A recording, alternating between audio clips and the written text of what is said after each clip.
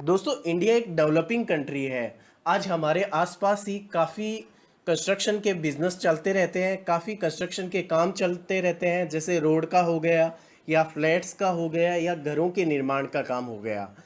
तो अगर आप कंस्ट्रक्शन का बिजनेस शुरू करना चाहते हैं तो ये एक ग्रेट अपॉर्चुनिटी है, और ये बिजनेस जैसे जैसे अपनी जनसंख्या बढ़ रही है वैसे वैसे ये बिजनेस ग्रोथ होता ही जाएगा। अब बात करते हैं कि कैसे आप इस बिजनेस को कर सकते हैं, शुरू करने के लिए आपको कितना इन्वेस्टमेंट लगता है, इन सभी के बारे में।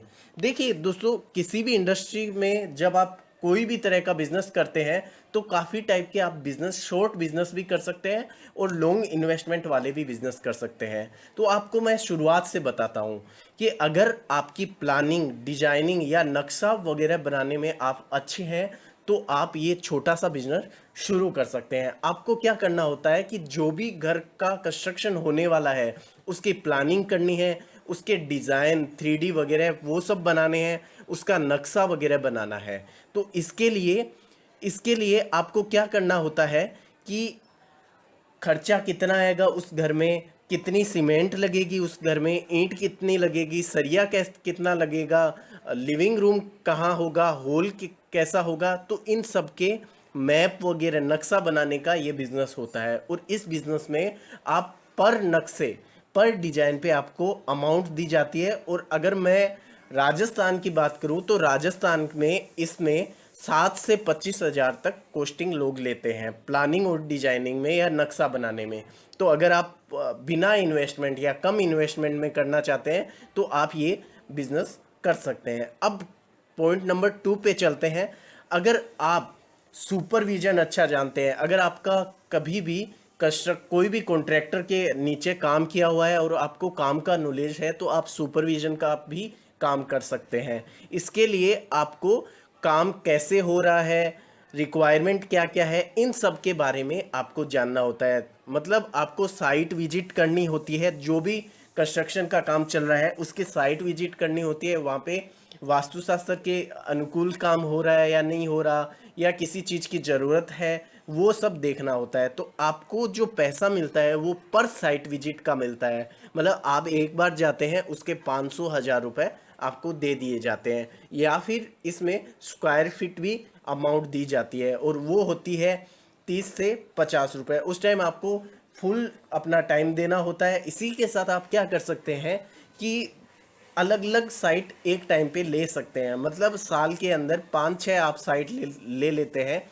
तो 5 से 6 लाख रुपए आराम से कमा सकते हैं। दोस्तों, ये जो मैं बता रहा हूँ ये प्रैक्टिकल चीज़ें हैं और लोग ये सब करके पैसा कमा भी रहे हैं। अब अपन बात करते हैं संपूर्ण निर्माण का। मतलब आपने किसी एक भवन का या किसी एक रोड का कॉन्ट्रैक्ट लिया, उसमें माल वगैरह डाला, उसका अमाउंट लिया। तो ये सब आप कैसे कर सकते हैं? देखिए, इसको शुरू करने के लिए आपको लाइसेंस की ज़रूरत होती है। सबसे पहले आपको जीएसटी नंबर लेना होगा, टिन नंबर लेना होगा, या आप टेंडर भरना चाहते हैं जैसे पीडब्ल्यूडी वगैरह का, तो उसमें पीडब्ल्यूडी वगैरह का लाइसेंस लेना होगा। या म्यूनसिपल पार्टी का अगर आप करना चाहते हैं तो आपको A B C और AA ये इस टाइप के कॉन्ट्रैक्ट के सर्टिफिकेट होते हैं, कॉन्ट्रैक्टर सर्टिफिकेट, तो वो सब आपको लेने पड़ेंगे। उसके बाद आपको क्या करना होता है कि पर स्क्वायर फीट आपको मार्जिन मिलता है। मतलब उसमें आपको कुछ अमाउंट, जब आप टेंडर भर दिए या कोई प्राइवेट टेंडर ले लिया तो आपको पहले अमाउंट दी जाती है, और फिर आप जो पूरा निर्माण कार्य कर देते हैं उसके बाद आपको अमाउंट मिलती है। तो आपका जो मार्जिन होता है वो पर स्क्वायर फीट होता है। देखिए, ये अगर मैं राजस्थान की बात करूं या अभी जनरली बात करें तो 200 से 400 रुपए स्क्वायर फीट का मार्जिन आराम से लोग कमाते हैं। तो अगर आप ये बिजनेस करना चाहते हैं तो बहुत अच्छा बिजनेस है और लॉन्ग टाइम का बिजनेस है।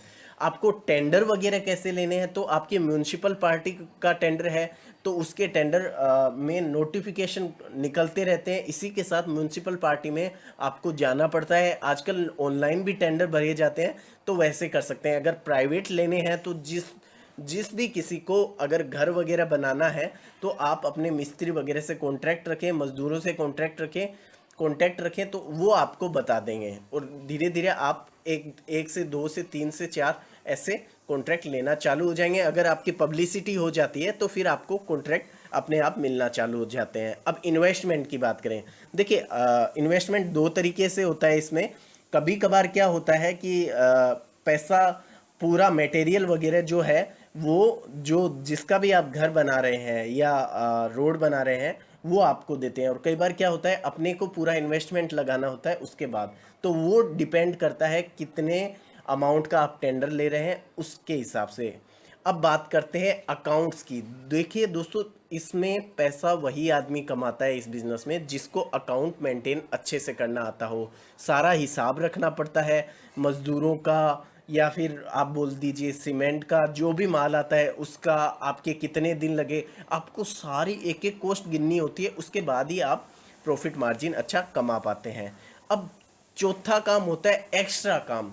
देखिए, आप कोई भी इन्वेस्टमेंट नहीं करना चाहते हैं या फिर ना आपको नॉलेज है ज़्यादा घर वगैरह बनाने में, तो आप कुछ कुछ इक्विपमेंट रख सकते हैं जिनकी ज़रूरत कंस्ट्रक्शन के बिजनेस में पड़ती रहती है। जैसे हो गया लेबर प्रोवाइड करने का काम, मतलब मजदूर वगैरह प्रोवाइड करना। जो भी आजकल कंस्ट्रक्शन की कंपनियां हैं उनको लेबर चाहिए होता है, तो आप अगर लेबर प्रोवाइड करते हैं तो पर लेबर आपको 20, 30, 50 रुपए पर लेबर आप अमाउंट रख सकते हैं उनके साथ में। जितने लेबर प्रोवाइड करेंगे उतना आपका पैसा मिलता जाएगा। इक्विपमेंट रख सकते हैं जैसे जेसीबी हो गई या मिक्सचर मशीन हो गई या ट्रक हो गया या पानी सप्लाई का ट्रैक्टर वगैरह हो गया, तो ये सब करके भी आप इसमें अच्छा खासा बेनिफिट कमा सकते हैं।